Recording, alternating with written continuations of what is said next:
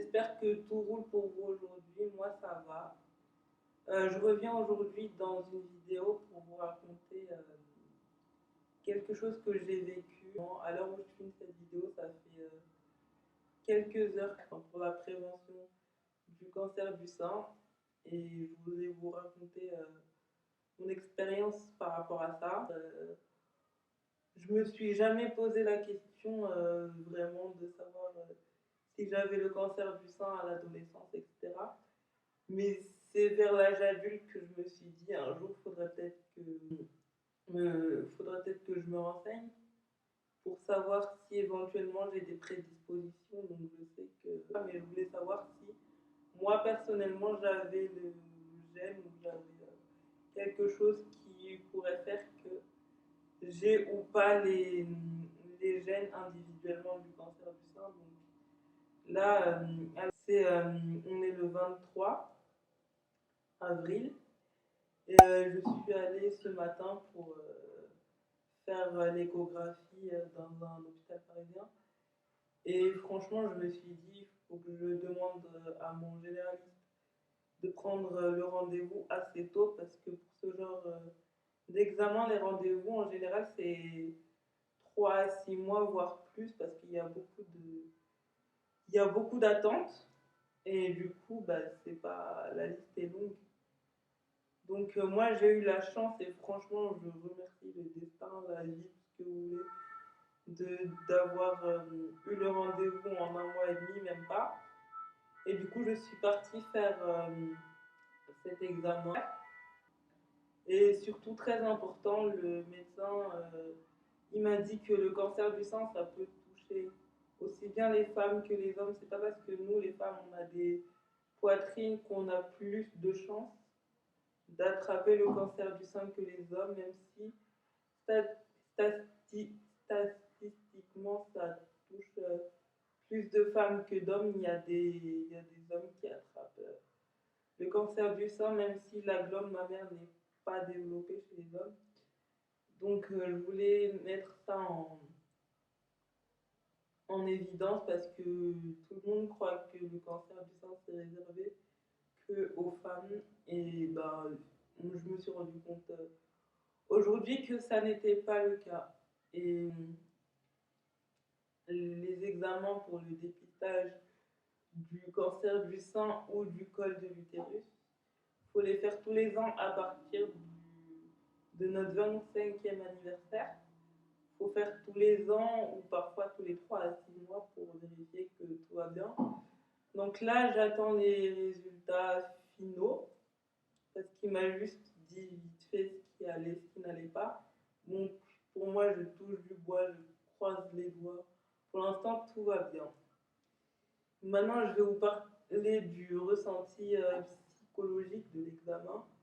Donc au début, il vous explique ce qu'il va vous faire. Il se présente, il dit je suis docteur machin. Je vais vous faire tel ou tel examen, tel ou tel acte, ça va pas faire mal. Je voulais vraiment rassurer les gens parce que on croit que c'est hyper douloureux, mais bon, en général c'est indolore. Enfin, c'est indolore. Et si vous avez de la chance, vous allez tomber sur quelqu'un qui est très doux. Si vous n'avez pas de chance, je suis désolée, mais pour celles et ceux qui ont la chance de tomber sur des bons praticiens, ça va bien se passer. Mais c'est pas parce que extérieurement tout se passe bien que intérieurement on ressent pas des choses entre guillemets négatives. Parce que moi personnellement, je vais vous parler de mon ressenti propre, de mon expérience. Psychologiquement, ça a été très très dur, même là, encore maintenant, alors que ça fait quelques heures que je suis rentrée de la consultation, c'est très très difficile. Enfin, c'est difficile. C'est très très dur à accepter. Là, je veux pas que quelqu'un me touche. Enfin, je veux pas. Le moins possible, en tout cas, si c'est pas nécessaire, je veux que personne me touche. Parce que psychologiquement, c'est très dur de savoir que on t'a palpé dans tous les sens, que voilà, même si je sais que c'est pour mon bien, que c'est un examen, que c'est essentiel, psychologiquement c'est très très dur. Et voilà, enfin, c'est pas quelque chose qui n'a pas de répercussions psychologiques. Après, moi, je sais que je vais m'en remettre, que potentiellement et logiquement, il n'y aura pas de mauvaises nouvelles derrière.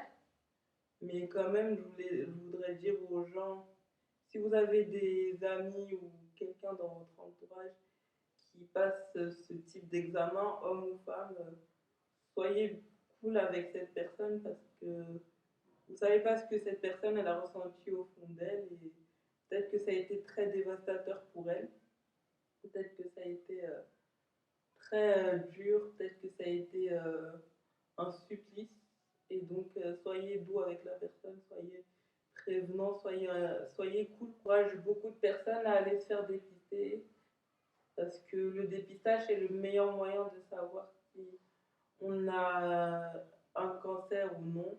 Et c'est ce que le praticien m'a dit, plus le dépistage il est fait tôt, plus on a de chances de guérir la maladie. Parce que plus le dépistage est fait tard, moins on a de chances de guérir la maladie avec les métastases, etc. Et les traitements, c'est assez invasif, donc plus tôt c'est fait et mieux c'est. Donc voilà, c'était mon expérience par rapport aux examens de dépistage du cancer du sein. Je vous partagerai peut-être ou peut-être pas le dépistage du cancer, enfin les examens du dépistage du cancer du col quand je les aurai faits. Pour l'instant, ce n'est pas le cas. Je vous remercie de m'avoir écouté. Je vous dis à très bientôt. Prenez soin de vous et à la prochaine pour une nouvelle vidéo.